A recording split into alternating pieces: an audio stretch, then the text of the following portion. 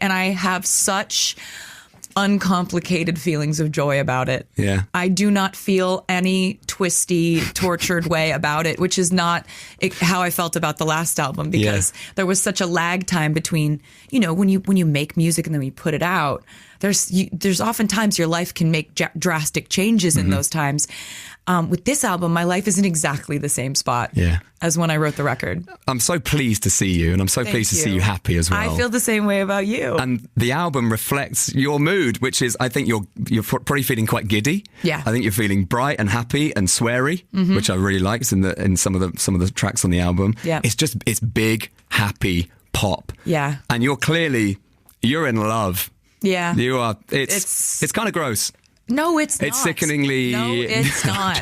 It's not. It's lovely. I don't know what you heard. It's not that kind of album. No, but it's lovely and bright and happy. But it's also got teeth to it. It absolutely has. So I'm proud of that too, because it's a full picture of like the full life experience, which for me is like there's always some element of drama that someone is forcing into my consciousness, which is fun to write about too. But by the way, I love being sickeningly in love. It's so nice. It's wonderful. It's wonderful.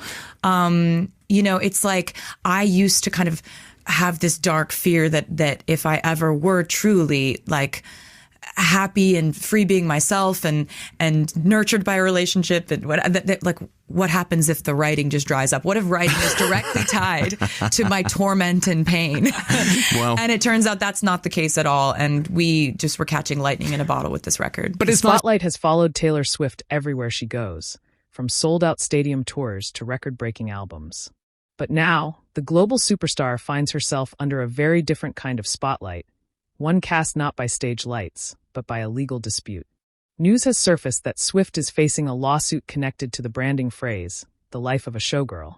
And the unexpected development has already stirred intense discussion among fans, industry insiders, and legal observers. For an artist whose career has been built on carefully crafted storytelling and powerful branding, the controversy surrounding the phrase has quickly become one of the most talked about celebrity legal stories of the moment. While Swift has navigated plenty of public scrutiny throughout her career, a trademark dispute involving her branding introduces a new twist in the ever-evolving narrative of one of pop music's most influential figures. At the center of the situation is the phrase, the life of a showgirl. According to reports, another party claims they have prior rights or ownership connected to the phrase and alleges that Swift's use of it could potentially create confusion or infringe on existing intellectual property. Lawsuits like this often revolve around trademarks, which are legal protections that allow individuals or businesses to control how certain names, phrases, or symbols are used in commerce. In the entertainment world, branding is everything. A single phrase can represent an entire creative concept, a merchandise line, a tour identity, or even a media project. When artists at Swift's level introduce new titles or slogans, those words can carry enormous commercial value. Because of that, trademark conflicts occasionally arise when multiple parties claim connections to similar branding ideas. While the exact details of the lawsuit are still unfolding, legal experts note that these types of cases usually hinge on several key questions. One of the biggest issues is whether the phrase was previously trademarked or widely associated with another brand before Swift or her team began using it. Courts also examine whether the public might realistically confuse the two uses of the phrase, especially if both involve entertainment or similar industries. Another factor is how the phrase is being used. Trademark protection often depends on whether the phrase is being used commercially in a way that directly competes with another brand. For example, if someone previously used the life of a showgirl as a title for a production, publication, or merchandise line, they may argue that a major celebrity using the same phrase could overshadow their brand or dilute its identity. For Swift, branding has always played a major role in her artistic universe. Each era of her career has been defined by distinctive themes, visuals, and storytelling. From the pastel-colored optimism of the Lover era to the introspective storytelling of Folklore and Evermore, Swift has demonstrated a remarkable ability to create immersive worlds around her music. That level of creativity also extends to the phrases and titles connected to her work. Tour names, album titles, and even short lyrical phrases can become cultural phenomena when associated with Swift's brand. Fans proudly wear them on merchandise, share them across social media, and treat them almost like slogans representing different chapters of the singer's artistic journey. Because of that influence, any phrase linked to Swift can gain immediate visibility and commercial power. This is one of the reasons trademark conflicts sometimes arise when celebrities unveil new branding. Even if the phrase itself seems simple or descriptive, the moment it becomes tied to a global star, its value skyrockets. News of the lawsuit quickly spread across social media platforms, where Swift's passionate fanbase began debating the situation. Some fans expressed frustration that the singer could face legal trouble over a phrase, while others pointed out that disputes over trademarks are relatively common in entertainment and business. Others took a more analytical view, noting that legal challenges often occur behind the scenes whenever new creative projects are launched. In many cases, companies conduct extensive trademark searches before announcing a brand or title. However, even with careful preparation, conflicts can still emerge if another party believes their rights are being affected. Swift herself has not publicly commented on the lawsuit at the time of the reports, leaving fans curious about how her team might respond. In the past, the singer has shown that she is not afraid to stand her ground in legal matters involving her work.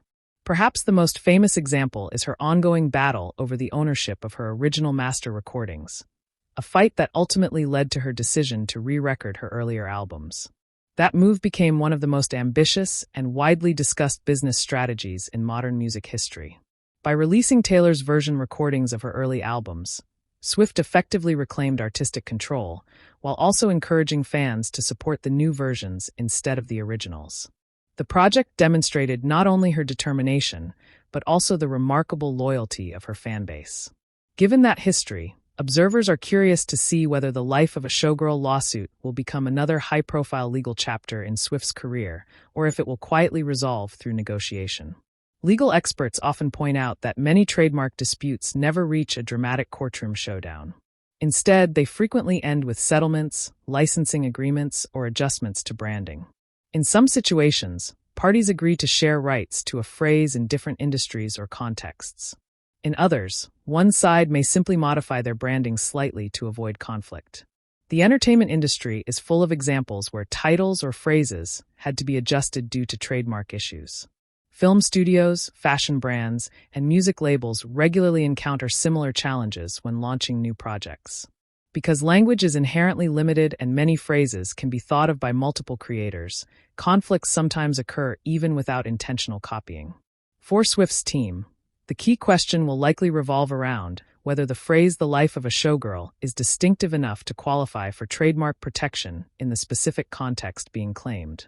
Courts also examine whether the phrase is descriptive or generic, which can sometimes weaken trademark claims. Meanwhile, fans remain fascinated by the unfolding story. For many, the phrase itself evokes a glamorous and theatrical image that seems perfectly suited to Swift's world of performance and storytelling. The idea of a showgirl lifestyle conjures visions of dazzling costumes, bright lights, and the emotional highs and lows of life on stage. It is not surprising that such imagery would resonate with an artist who has spent most of her life performing in front of massive audiences. Swift's career has often explored the contrast between public spectacle and private vulnerability, making the phrase feel thematically aligned with the kind of narratives she enjoys exploring. Still, until more information about the lawsuit becomes public, much of the conversation remains speculation. What is clear is that the situation highlights just how complex the intersection of creativity, business, and law can be in the modern entertainment landscape. For an artist operating on Swift's scale, even a simple phrase can carry millions of dollars in branding potential. That reality makes intellectual property protection a crucial part of the music industry. Behind every album title, tour slogan, and merchandise design is a careful legal process aimed at protecting the creative and financial value of the brand. As the case unfolds, fans and observers will be watching closely to see how the situation develops. Whether it ends with a settlement, a rebranding, or a full legal battle, the dispute serves as another reminder that the business side of fame can be just as dramatic as the performances on stage. And for Taylor Swift, whose career has often felt like an ongoing story told in musical chapters, this latest development adds yet another unexpected plot twist.